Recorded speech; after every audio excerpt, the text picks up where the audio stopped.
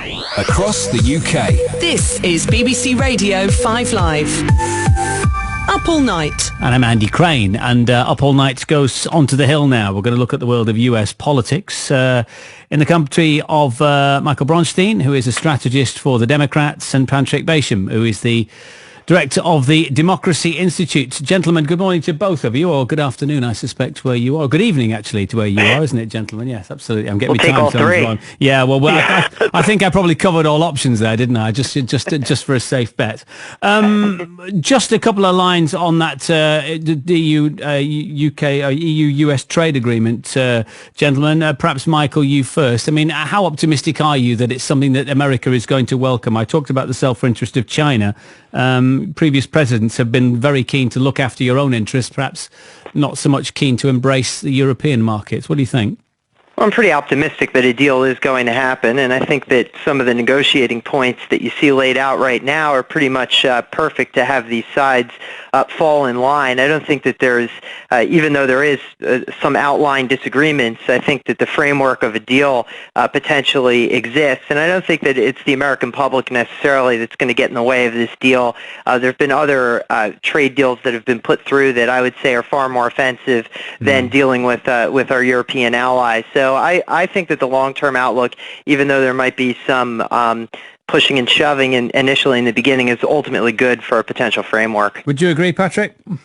Yes, I mean, I'm cautiously optimistic, and one of the additional reasons why I am is that I think the indications are that so far President Obama recognizes that this trade deal is an opportunity for him to, as it were, do a Clinton, and by that I'm referring to Bill Clinton, who I think on all kinds of levels did the right thing in his first term in successfully negotiating the North American Free Trade Agreement with Canada and Mexico, which has benefited all three countries, not least the United States since. And it was an agreement, and this one I think could be similar in that it has the potential, there will always be opposition, but there is the potential to have bipartisan support, both in terms of public opinion and, as importantly, if not more importantly, on Capitol Hill. It's in the national interest, and I think it's something which could prove to be a sort of a legacy moment for President Obama.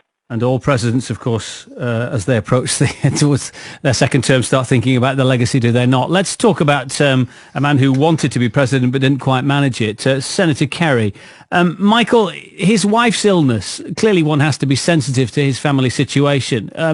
But how much does that affect a man in Mr. Kerry's position when we have things like the Egyptian crisis raging at the moment? I think just on a human level, it has to affect him. And I know that there were some trips that were canceled, and the schedule was shuffled around due to illness, and that Senator Kerry could be with his wife. And I think that ultimately, though, the United States moves on. It isn't like there isn't somebody around who is looking at foreign policy. The State Department continues to work. The state of policy, the administration, is the one that's being articulated abroad. So I think that while former Senator Kerry is with his wife right now, the U.S. will still be able to really roll on a robust foreign policy without much of a bump in the road.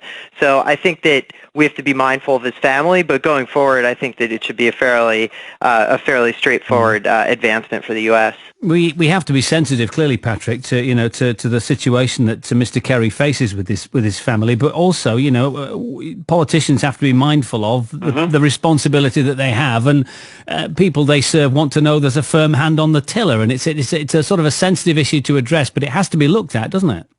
Yes, it is. I mean, the realities are, as Michael has said, I mean, there are many people at the State Department quite capable of dealing with the hour-by-hour necessities of the job. The problem in naked political terms is that, at least in the short term, is that John Kerry has now had, both personally and professionally, just a terrible few days because his wife's illness and ill health has been predated by the, rightly or wrongly, the unfortunate timing of at least, if not his vacation, at least the publicity surrounding his vacation while everything was kicking off in Egypt. And so, I mean, he's one of the several prominent American politicians in recent memory who have had all kinds of things in their favor and have arguably had, successful careers, but bad things seem to happen to them, or at least be choreographed around them at the wrong time. And replacing Hillary Clinton, who is, almost across the board, viewed as a very successful Secretary of State and therefore a potential President of the United States, it was a tough act to follow, and it's been bumpy so far. In the past week, both personally and professionally, has been especially bumpy, and I fear for him that it's going to get worse before it gets better. We have to pray that doesn't involve his family situation. Do they come under the kind of pressure that politicians do in this country from the media very quickly in circumstances like that, or is it played out over a longer timescale over there a bit? I don't think it's quite as intense, probably because of the differences in the national press.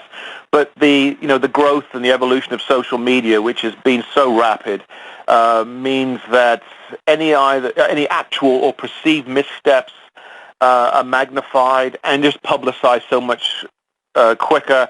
And of course, when it comes to bad PR, the optics are always the key. And in the case of Kerry, there have recently been unfortunate optics in a political sense. So, sadly, I think American politics and American media are catching up in that regard. Just finally, Michael, we touched on the US-EU trade talks. I just wonder whether the Edward Snowden ongoing saga has had any relation on that, because you were quite positive about the issue broadly working. Has Edward Snowden thrown a spanner in the works at all? It sure has. On the European side, you hear European partners complain that there were spying going on against EU members, which, if there was spying going on in the U.S. government amongst its own citizens, I don't think that it should surprise European capitals that we were probably spying on them too. I don't think that leaving anybody out of the mix is something unfair for them to assess. But the reality is I think that this is just for show in European capitals. They have to feign that America is sort of overreached here. I would guarantee you that if you were talking privately with government officials overseas, that they would say that they too have also picked up foreign intelligence inside the United States. It's sort of par for the course. It's almost like, is there gambling going on in Casablanca? I'm shocked to see that there is. It's just that type of thing. So I think that they sort of are going to feign about this just for a little while, but I think they're eventually going to move over it. Yeah, I would imagine so. Gentlemen, thanks to both for your contributions this morning. Patrick Basham and Michael Bronstein were on the Hill for 5 Live. It's 2:31. On digital radio, digital TV, mobile and online. This is BBC Radio 5.